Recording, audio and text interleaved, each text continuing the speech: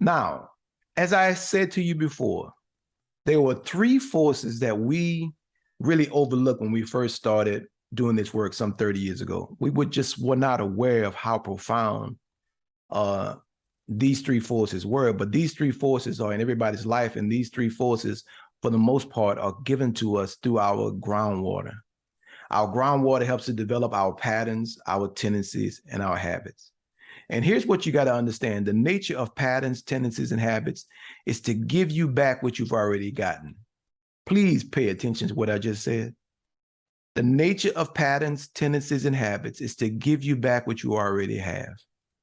So now some habits will work well for us. Like, for example, mundane habit as brushing your teeth. It works well for you. It keeps our teeth healthy, especially if we have a good habit. Some of us don't necessarily have a great habit of taking care of our teeth orally.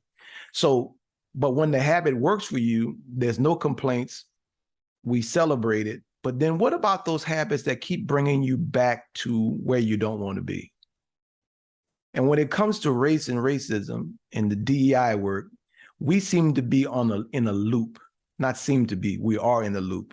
Our patterns, our tendencies and habits keep bringing us right back to where we already have been. And that's why we say, with this information we're about to give you, you are going to find yourself no longer chasing the problem. You're going to start creating the solution because you understand the root of why people do what they do.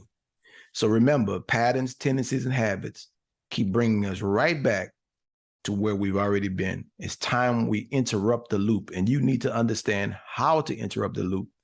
You cannot interrupt the loop without understanding the groundwater effect. Now, here's some things that we didn't take into account when we first started. We were working without certain tools such as understanding how the brain functions, understanding the subconscious mind, and what happens when our conscious mind is not in alignment with our subconscious mind, or vice versa. What happens when our conscious mind and subconscious mind are not in alignment? They are like two forces pulling in opposite directions. And think of the subconscious mind as the largest part of the train, and the conscious mind as the conductor. So the conductor wants to go one way, but the subconscious is pulling in a different direction. That ain't gonna work.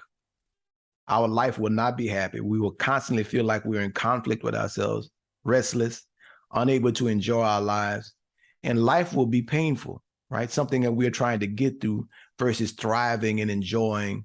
And we want you to be able to thrive and enjoy your life in spite of all of these things that we've inherited through our patterns, habits, and tendencies through our subconscious programming. Now, we should say this all the time in our workshops, that institutions are made of people.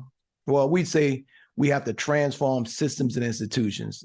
And then we started realizing, wait a minute, yes, we have to transform systems and institutions, but what are systems and institutions really made up of?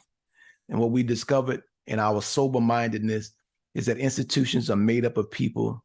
And that means people have to be a part of the solution because people are a part of the problem. Now, what does that mean? That doesn't mean that there's something wrong with people.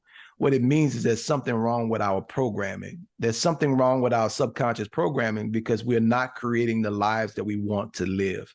That's the number one proof or evidence that there's something wrong with our subconscious programming. Look at your life, no matter what condition your life is in right now, and you are looking at your subconscious programming. You're looking at what you've been taught and to believe and do as a child, and that must be interrupted, and the reprogramming must begin. Just as you may be a part of the problem because of your consciousness, your subconsciousness and consciousness, that can be turned around and you could become a part of the solution. Now, we can't get around people.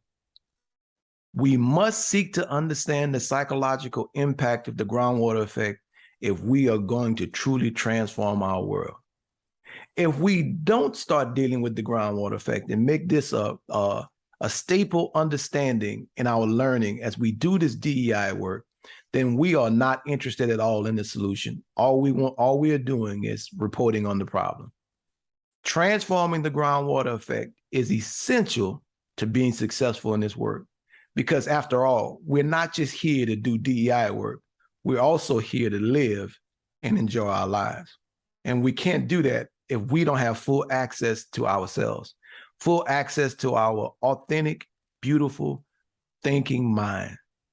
I want you to know that after you get through going through this course, your life will not be the same.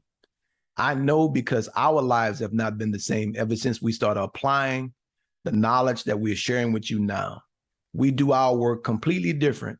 We do it from a soul-focused perspective because we've integrated our social and emotional consciousness. We are one, and we want you to join us in being one.